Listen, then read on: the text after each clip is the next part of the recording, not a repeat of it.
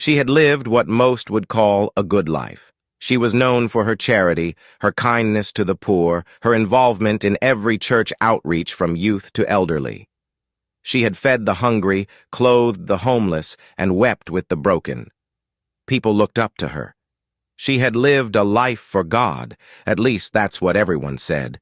And then one night, at 80 years old, when she went to sleep, her breath grew shallow, and the silence in her room deepened. The world fell away. She passed suddenly in her sleep. Her soul, clothed in light, ascended into a realm where time lost meaning. Before her stood a brilliant golden path that led to a vast gate made of pure pearl, the heavenly gates. The air shimmered with divine glory.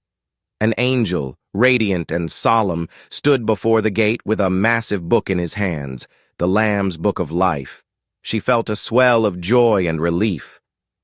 "I'm home," she whispered, smiling. The angel looked at her, his gaze piercing, not cruel, but utterly just. "You are here to be judged," he said. She smiled, confident, calm. "I've done well," she said. "I fed the hungry, clothed the poor, I gave, I prayed, I walked the floor at midnight, whispering prayers through tears. Surely I have nothing to fear." The angel opened the book. Page after shining page turned, glowing with divine ink. But when he reached the end, his expression darkened. Slowly, he looked up, sorrow in his eternal eyes. "Your name," he said, "is not here." She blinked. "What do you mean?" "There must be some mistake. I devoted my life to God, to serving others." "You did many good things," the angel said, "but your heart remained hardened. You did not forgive." She frowned. "What are you talking about?" He stepped aside. Before her, a vision unfolded like a living tapestry. She saw her sister, weeping at a family gathering, begging her for forgiveness for the betrayal of years ago. She saw the man who had cheated her in business, now elderly and broken, reaching out with trembling hands. She saw her former friend, now sick, lonely, writing letter after letter of apology. And each time she had turned away. "They don't deserve it," she had said. "They knew what they did." "You carried bitterness to your grave like it was treasure," the angel said. "You asked God to cleanse your sins while refusing to wash theirs from your heart." The angel's gaze pierced her.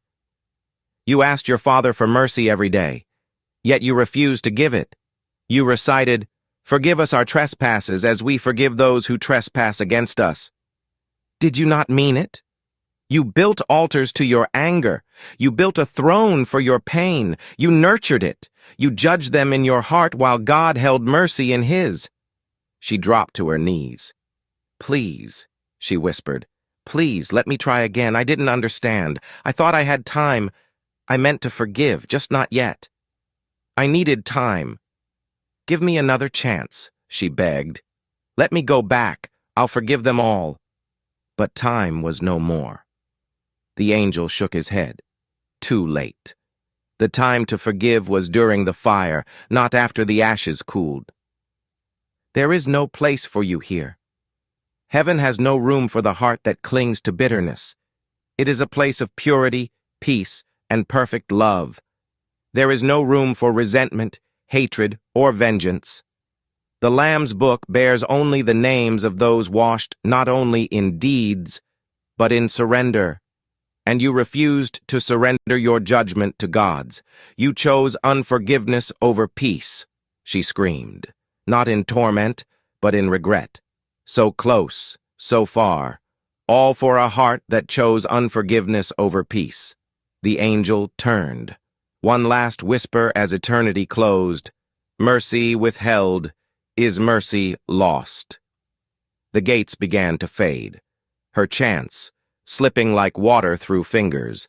Light dimmed, the ground cracked beneath her, and suddenly the brilliance of heaven was torn away. A chasm opened and she was falling, down, down, through smoke and screams and agony. She landed among countless others, all who had clutched vengeance like a crown, never realizing it was a chain. The lake of fire churned like a living nightmare. There was no end to the torment, no sleep, no rest, no hope. And still, through the pain, she wept, not just from suffering, but from the memory of the heavenly gates. And the one thing she had refused to give: forgiveness. Thank you for watching. Please share to all friends and loved ones. It might help save a soul.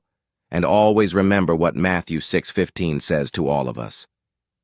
But if you do not forgive others their sins, your Father will not forgive your sins.